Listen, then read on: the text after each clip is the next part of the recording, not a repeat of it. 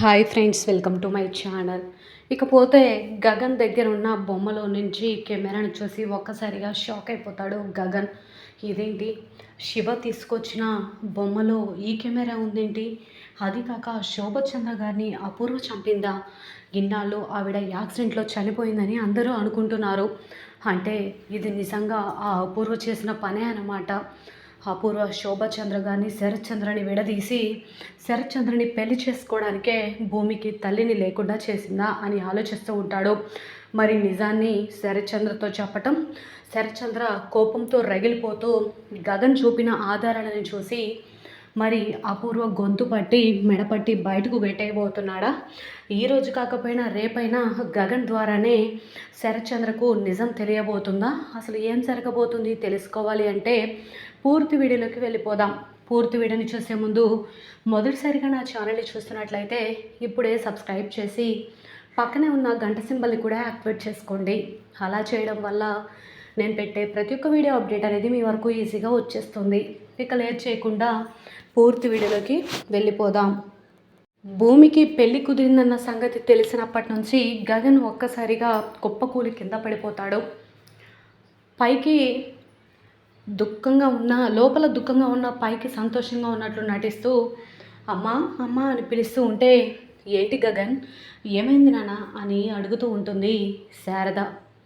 వెంటనే అమ్మ అది భూమికి పెళ్ళి కుదిరిందమ్మా అని అంటూ ఉంటే, ఏం మాట్లాడుతున్నావు గగన్, భూమికి పెళ్ళి ఇష్టం లేదు కదా అనగానే, అదేంటమ్మా ఇంకా నువ్వు ఇలా మాట్లాడుతున్నావు, ఇక్కడికి ఆ పెళ్ళి చేసుకోవడం ఇష్టం లేక వచ్చినట్టు మాట్లాడింది కదా, కానీ తనకి పెళ్ళి ఇష్టం లేకుండా వాళ్ళ నాన్న పెళ్లి చూపులను ఎందుకు ఫిక్స్ చేస్తాడమ్మా అని అనగానే శారద షాక్ అయిపోతుంది. అసలు భూమి ఏం చేస్తుందో అర్థం కావట్లేదు అనగానే, ఇంకా నీకు అర్థం కాకపోవడానికి ఏముంది, భూమి ఆ శరత్చంద్ర మాట కాదని ఎలాగూ ఇక్కడికి రాదు. నాకేమో శరత్చంద్రని కావాలనుకొని ఇంట్లో అడుగుపెట్టే భూమి నాకు అవసరం లేదు.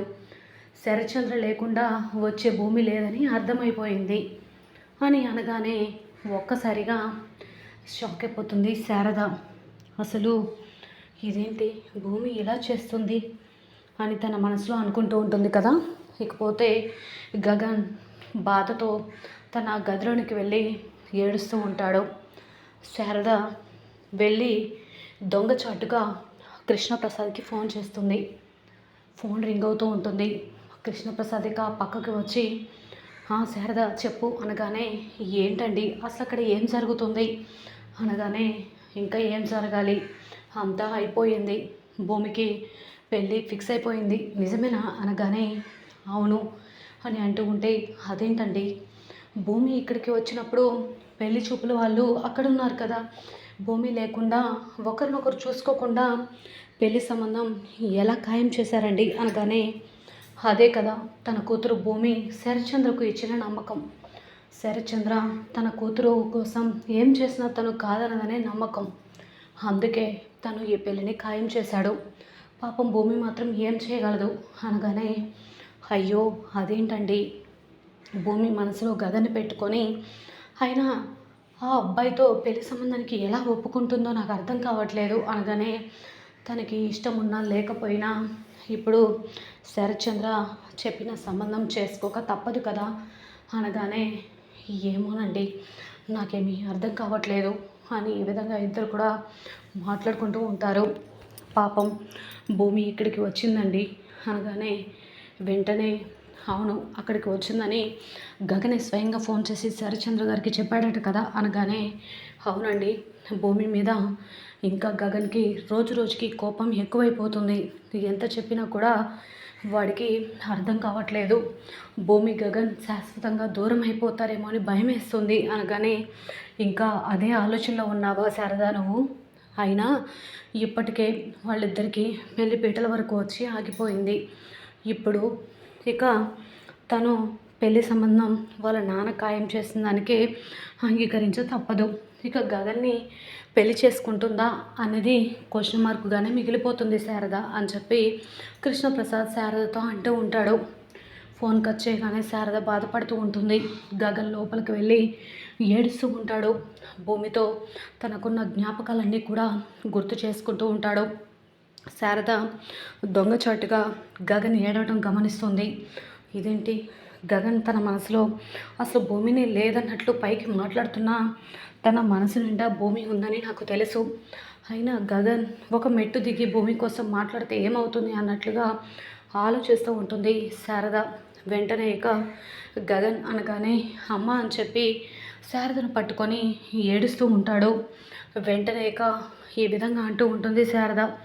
ఏమైంది గగన్, ఏమైంది నాన్న, ఎందుకు బాధపడుతున్నావు అనగానే అది అమ్మ భూమికి పెళ్ళి అని అంటూ ఉంటే, అవును భూమి నీ మనసులో లేదు కదా, తను వేరొకరిని పెళ్లి చేసుకొని వెళ్ళిపోతే మాత్రం నీకొచ్చే నష్టం ఏముంది అనగానే భూమి నా మనసులో లేదని నువ్వు అనుకుంటున్నావా అని అంటూ ఉంటాడు గగన్ శారదతో.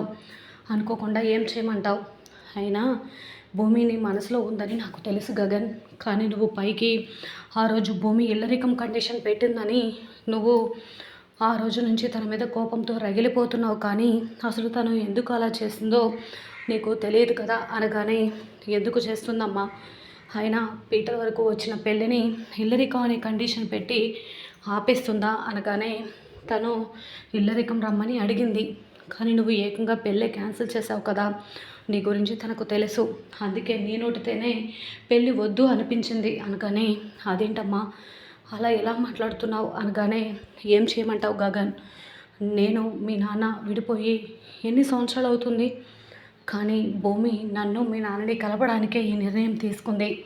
మేమిద్దరం విడాకులు తీసుకొని ఇక విడాకుల పేపర్ల మీద సంతకం పెట్టి మా ఇద్దరికి విడాకులు వచ్చిన తర్వాత మీరిద్దరూ పెళ్లి చేసుకొని సంతోషంగా ఎలా ఉంటారనే ఆశతో తను ఈ పెళ్ళి వద్దని అనుకుంది అనగానే నువ్వు చెప్పేది నిజమా అమ్మ అని చెప్పేసి గగన్ అంటూ ఉంటాడు.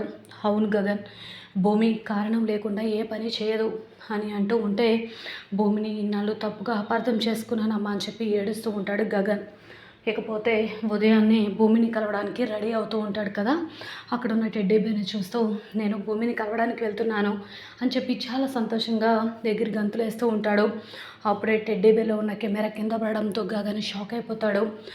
ఏంటిది, శివ నాకు ఇచ్చిన ఈ టెడ్డీ బేర్లో కెమెరా ఎక్కడి నుంచి వచ్చింది అని చూస్తూ ఉంటాడు. మరి నిజంగా గగన్ ఆ కెమెరాను ఓపెన్ చేసి చూస్తే దానిలో శోభచంద్రకు సంబంధించి అపూర్వకి సంబంధించిన రహస్యం ఉంటుంది కదా, దానిని చూసి నిజంగా షాక్ అవుతున్నాడా. ఈరోజు కాకపోతే రేపైనా శరత్చంద్రకు గగన్ ద్వారానే శోభచంద్రను చంపింది అపూర్వ అన్న నిజం తెలిస్తే శరత్చంద్ర ఎటువంటి నిర్ణయం తీసుకోబోతున్నాడో అపూర్వ పట్ల, తన కూతురికి తల్లిని లేకుండా చేసి తనకు ప్రేమించిన భార్యని లేకుండా చేసిన అపూర్వని ఈ భూమి మీద ఉండనిస్తాడా.